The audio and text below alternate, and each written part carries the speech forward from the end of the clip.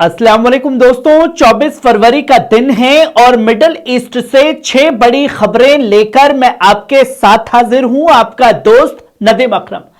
आज की सुर्खियों में ईरान का सख्त पैगाम है, ट्रंप की तसल्ली भरी स्ट्रेटजी पर उठते सवाल हैं, अमेरिका की 4 बड़ी शर्तें, वेस्ट बैंक में हेलीकॉप्टर क्रैश, अबू अली अस्करी का हाई अलर्ट बयान और अमेरिकी मिलिट्री के अंदरूनी इख्तलाफ की खबरें जहां दोफाड़ हो चुकी है। तो चलिए बिना देर किए शुरू करते हैं आज की बड़ी खबरों का सिलसिला, जहां आप पहली खबर अपनी स्क्रीन पर देखिए। ईरान सदा कायम रहेगा। दोस्तों, मिडिल ईस्ट में बढ़ते तनाव और सियासी दबाव के दरमियान एक बार फिर ईरान की तरफ से मजबूत पैगाम सामने आया। तेहरान ने साफ अल्फाज में कहा है कि चाहे कितनी भी पाबंदियां हो, कितनी भी सियासी चालें चली जाए, ईरान अपने मौकिफ से पीछे हटने वाला नहीं है। यही वजह है कि आज सोशल मीडिया पर एक नारा तेजी से चल रहा है, ईरान सदा कायम रहेगा। दोस्तों, ईरान की क़यादत का कहना है कि मुल्क ने मुश्किल हालात में भी अपनी दिफाई ताकत और सियासी इस्तिक़लाल को बरकरार रखा।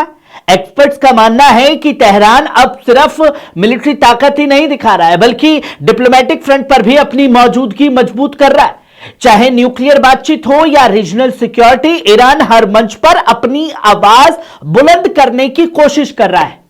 इधर रीजन में मौजूद कई मुल्कों की निगाहें भी तेहरान के कदमों पर टिकी हुई हैं। कुछ लोग इसे ताकत का इजहार कह रहे हैं, तो कुछ इसे नई सियासी शतरंज की चाल मान रहे हैं। लेकिन हकीकत यह है कि मिडिल ईस्ट की सियासत में ईरान का रोल लगातार अहम होता जा रहा है। दोस्तों, याद रखिए, किसी भी जंगी या सियासी बयान के पीछे सिर्फ ताकत ही नहीं, बल्कि एक पैगाम भी होता है। और आज ईरान का पैगाम यही है कि वो दबाव के बावजूद अपने रास्ते पर डटा रहेगा। अब आने वाले दिनों में देखना दिलचस्प होगा क्या बातचीत का रास्ता खुलता है या तनातनी और तेज होगी। वहीं आप दूसरी खबर देखिए, ट्रंप के तसल्ली वाले पैगाम के पीछे क्या छुपी है असली स्ट्रेटजी। दोस्तों, पिछले 24 घंटे में अमेरिका की तरफ से ईरान को लेकर कुछ ऐसे पैगाम सामने आए हैं जिनमें तसल्ली और सुकून की बातें की जा रही हैं। लेकिन असली सवाल यह है, क्या यह वाकई सियासी सच्चाई है या फिर एक पुराना तकनीकी धोखा है। दोस्तों, डोनाल्ड ट्रंप के बयानों को लेकर एक्सपर्ट्स 2 हिस्सों में बंटे हुए हैं। कुछ का कहना है कि यह कदम हालात को बिगाड़ने से रोकने के लिए, ताकि रीजन में तनाव कम किया जा सके, मगर दूसरी राय यह भी है कि सिर्फ एक सियासी चाल हो सकती है, एक ऐसा लहजा जो बाहर से नरम दिखे लेकिन अंदर से किसी बड़े मिलिट्री मूवमेंट की तैयारी छुपाए बैठा हो। यह याद रखिए दोस्तों, ट्रंप पहले भी कई बार ऐसा माहौल बना चुका है, जहां पहले सुकून का पैगाम दिया गया और फिर अचानक सियासी दिशा बदल गई। इसलिए सवाल उठ रहा है, क्या इस बार भी वही पुराना पैटर्न डोनाल्ड ट्रंप दोहराएगा। दोस्तों, मिडिल ईस्ट की सियासत में हर बयान सिर्फ अल्फाज नहीं होता है, बल्कि एक मैसेज और एक मकसद लेकर के आता है।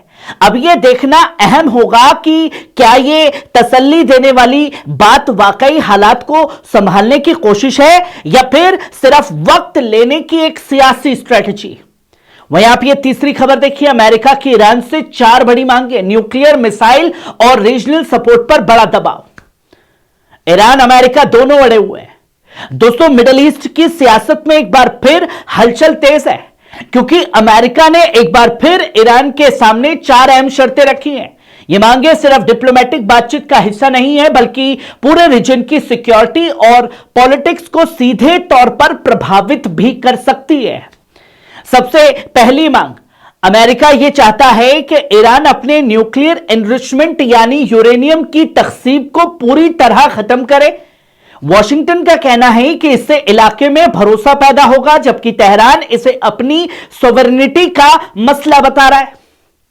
दूसरी बड़ी शर्त यह रखी है कि ईरान के बैलिस्टिक मिसाइल प्रोग्राम पर लगाम लगाने की बात कही गई है। अमेरिका यह भी चाहता है कि ईरान अपने मिसाइल स्टॉक को कम करे, ताकि रीजन में मिलिट्री बैलेंस बना रहे।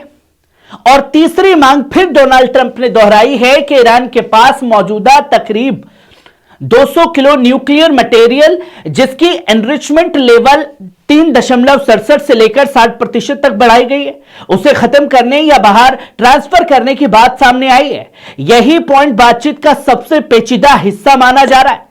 और चौथी शर्त यह कि अमेरिका चाहता है कि ईरान अपने रीजनल हलीफों और ग्रुप्स को मिलने वाले सपोर्ट को खत्म करे।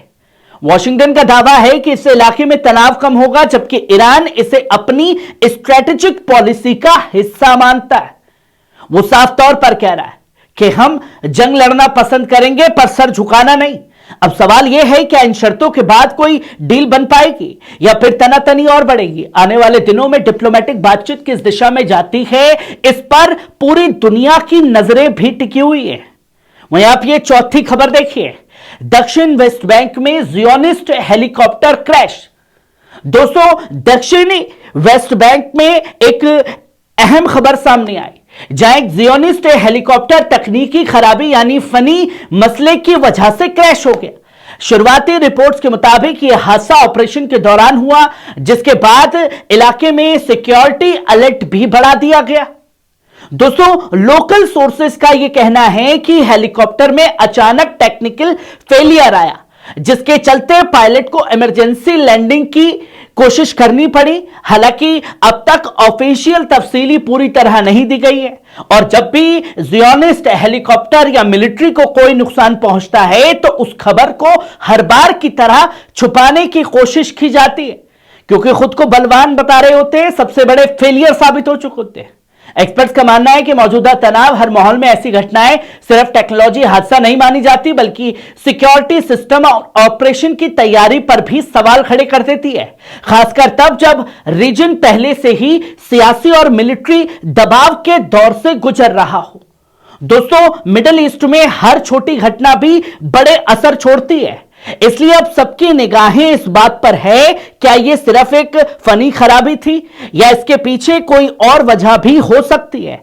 आने वाले वक्त में जांच रिपोर्ट ही पूरी तस्वीर साफ कर पाएगी। वहीं आप ये पांचवी खबर देखिए, अबू अली अस्करी का एक सख्त पैगाम। दोस्तों, मिडिल ईस्ट में बढ़ते तनाव के बीच इस्लामिक रेजिस्टेंस कताइब हिजबुल्लाह के सिक्योरिटी जिम्मेदार अबू अली अस्करी का एक सख्त बयान सामने आया है। उन्होंने कहा कि ईरान की सिक्योरिटी और मिलिट्री एजेंसियों को पूरी तरह अहबाए इत्तेहाद यानी हाई अलर्ट पर रहना चाहिए, खासतौर पर मुल्क की उत्तर पश्चिम सरहदों पर। दोस्तों, अल अस्करी का कहना है कि मौजूदा हालात में किसी भी अचानक हरकत या मिलिट्री मूवमेंट की संभावना को नजरअंदाज नहीं किया जा सकता।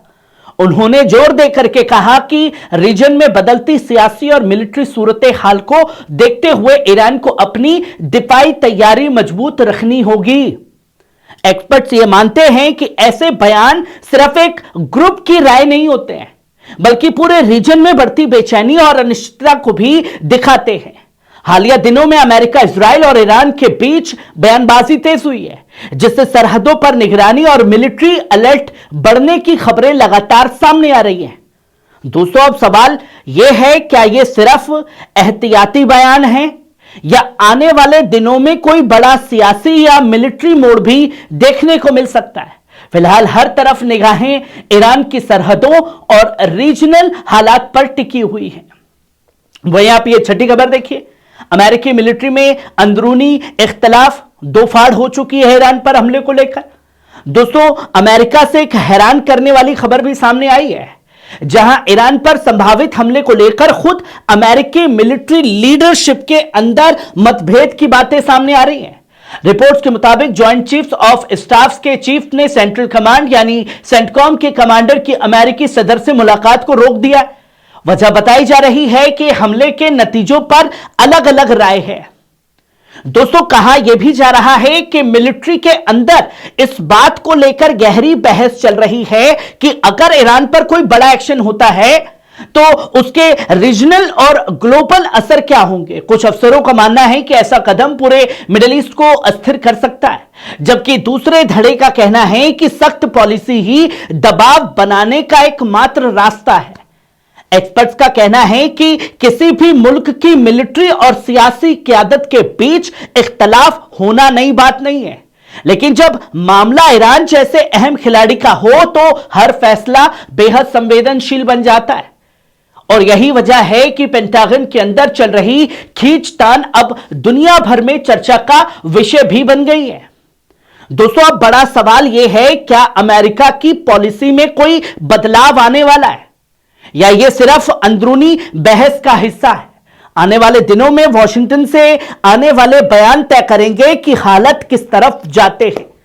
नाज़रीन, ये थी मिडिल ईस्ट की 6 सबसे बड़ी अहम खबरें। आपको कैसी लगी कमेंट बॉक्स में आकर के अपनी राय जरूर दीजिएगा। शुक्रिया।